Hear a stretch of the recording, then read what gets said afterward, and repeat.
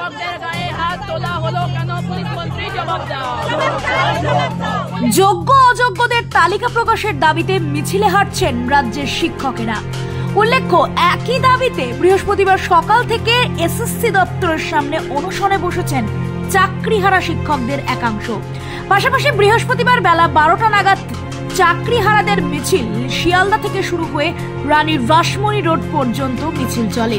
এমনকি মিছিলে পা মিলিয়েছেন আরজি করের আন্দোলনকারী চিকিৎসকেরাও। এছাড়াও শুক্রবার এসএসসি অভিযানের ডাক দিয়েছেন চাকরিহারারা। এছাড়াও ওএমআর এর মিরর ইমেজ প্রকাশ্যে আনা এবং কসবা কাণ্ডের প্রতিবাদেই তাদের এই সিদ্ধান্ত। সকালে এসএসসি দপ্তরের সামনে গিয়ে চাকরিহারাদের সঙ্গে দেখা করেন বিজেপির অভিজিৎ গঙ্গোপাধ্যায়, রূপা গঙ্গোপাধ্যায় প্রমুখেরা। সর্বতোভাবে তাদের পাশে থাকার বার্তাও দেন। বৃহস্পতিবার দুপুরে জোড়া মিছিলে কার্যত স্তব্ধ হয়ে গিয়েছিল মধ্য কলকাতার বিস্তীর্ণ অংশ।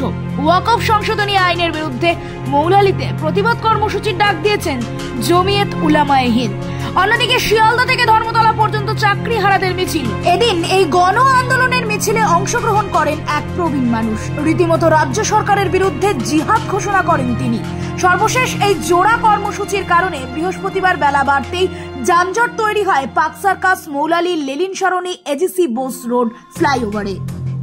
আন্দোলন করে রাস্তায় বসে ভাঙচুর করে সরকারি অফিসে শিক্ষা দপ্তরের অফিসে ঢুকে গিয়ে করলে বরং ক্ষতি, লাভের লাভ তো কিছু নেই।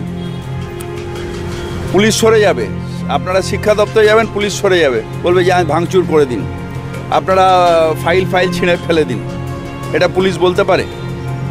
সুতরাং আপনাদের কাজ, মুখ্যমন্ত্রী যখন বলে দিয়েছেন যান গিয়ে শিক্ষা আপনারা স্কুলগুলোয় চলে যান, এই সব যারা করাচ্ছে তারা আপনার ক্ষতি করছে। সুজন বাবুর বন্ধু বিকাশ ভট্টাচার্য করেছেন বলেই আজ চাকরিহারারা মার খাচ্ছে, পুলিশ লাঠি মারছে। এটা কি কোনো নতুন জিনিস? এটা কি নতুন এই রাজ্যে দেখলেন যে জার্নালিস্ট মার খাচ্ছে, কথা বলেই তুলে নিয়ে গিয়ে ঢুকিয়ে দিচ্ছে, ডাক্তাররা মার খাচ্ছে, ছাত্ররা নাম হয়, এটা তো দৈনন্দিন ব্যাপার এ রাজ্যে। এটা তো হবে, ওটা হচ্ছে, তাই হচ্ছে। দাদা, তৃণমূল থেকে যেটা আজকে পোস্ট করা হয়েছে সেটা বলেছে যে ওমপ্রকাশ যাদবকে শিক্ষক সে মার খেয়েছিল যখন যাকে লাথি মারা হয়েছিল, তখন সুশীল সমাজ এবং বিরোধীরা কোনো প্রতিবাদ করেনি। এখন শিক্ষকদের মারের জন্য তারা কি বলবেন? শিক্ষকদের প্রথম কথা মারাটাই, দেখুন, এটা শুধু ধিক্কার জানিয়ে এই জিনিসটাকে আমরা ছোট করব না। এটা শুধুমাত্র কোনো ব্যক্তির উপরে লাথি নয়, কোনো শিক্ষকের উপরে লাথি নয়, বরং পুরো শিক্ষা ব্যবস্থার উপরে লাথি, পুরো সিস্টেম বা ব্যবস্থার উপরে লাথি। এটা আমরা প্রথম থেকেই বলে এসেছি। এর আগেও যখন শিক্ষক মহাশয়রা অনুষ্ঠানে ছিলেন আমরা একই কথাই বলে এসেছি। শিক্ষকরা হলো সমাজের সেই স্তরের মানুষ যাদের জন্যই আজকে ডাক্তার তৈরি হয়, আপনার ইঞ্জিনিয়ার তৈরি হয়, ইভেন পুলিশ তৈরি। অত্যন্ত নিন্দাজনক, ধিক্কারজনক ঘটনা। এরকম কেউ কোনোদিনও হয়তো ইতিহাসে কোনোদিনও দেখেনি যে শিক্ষককে এইভাবে লাথি মারা হচ্ছে। যে কলকাতা পুলিশ হোক বা আমরা পুরো টোটাল রাজ্য পুলিশের কি ধিক্কার জানাচ্ছি এই ঘটনার জন্য। যে এরকম শিক্ষক সমাজের কে লাথি মারা মানে সেও তো কোনো না কোনো দিনও কোনো শিক্ষকের হাত ধরেই হচ্ছে সে পড়াশুনো করেছিল। তো সেখানে আর কিছু আমাদের এর থেকে কিচ্ছু বলার নেই, বলার কোনো ভাষা নেই। মুখ্যমন্ত্রী নিজের শিক্ষকের উপরে লাথি মেরেছেন, এর বাইরে কিছু বলার নেই। যে প্রমাণ রীতিমতো না মানলে কোনোদিন হয় এভাবে, এইভাবে আমাদের উপর লাঠিচার্জ করা হয়েছে, বিভৎসভাবে আমাকে মারা হয়েছে। এখানে দেখেই বোঝা যাচ্ছে, এখানে আমাকে অনেকেই দেখেছে, আমি ঘুরিয়ে হেঁটেছি, কিন্তু আমি একটু বরফ দিইনি। তা আমার সেই সময় নেই। আমার সহকর্মীরা আজও ভিতরে, এখনো পর্যন্ত ভিতরে কিছুক্ষণ আগে রিলিজ হয়েছে। সমস্ত মার্কশিট যদি আপলোড করে তাহলে এটুকু তো বোঝা যাবে যে এরা ছোটবেলা থেকে পড়াশোনা করে এসছে। একজন গোল্ড মেডেলিস্টের আমি খবর দেখলাম, তো সে তো আজকে নতুন করে গোল্ড মেডেলিস্ট হয়নি, তার তো সারা জীবনে ভালো রেজাল্টের তার কাছে প্রমাণ আছে। তো উনি আন্দোলন করে বলছেন আমরা কেউ নতুন চাকরিতে কাউকে বসতে হবে না।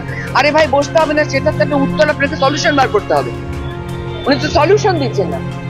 তো তাহলে প্রত্যেকে যদি যার সময়কার, আমারই এখন এই বয়সে, এই 60 বছর বয়সে আমার কাছে এখন আমার সমস্ত স্কুল লিভিং সার্টিফিকেট এবং পুরো মার্কশিট সবকিছু আছে। তা আমি যদি আমার স্কুলের পেপারগুলো জমা দিতে পারি তাহলেই তো প্রমাণিত হয় যে আমি পাস করে। আমি তার জন্য এসেছি, আর কিছুই না। আমি দেখবো আমি সামনে পুলিশ কি করতে পারে। আমার এটা পশ্চিমবঙ্গের শিক্ষা জগৎ ইতিহাসে একটা কলঙ্কময় দৃশ্য হিসেবে বহু বছর থেকে যাবে। বিশেষ করে যারা যোগ্য শিক্ষক তারা তো ডিআই এর কাছে যাবেন, 100 বার যাবেন। তারা তাদের ঊর্ধ্বতন কর্তৃপক্ষ ডিআই তার কাছে 100 বার যাবেন। তার কারণ চাকরি পাওয়ার আগে তাদের appointment letter verification DI office থেকে হয়। তাদের তো প্রশ্ন থাকবেই, তাহলে কি verification. Bureau report, the voice now.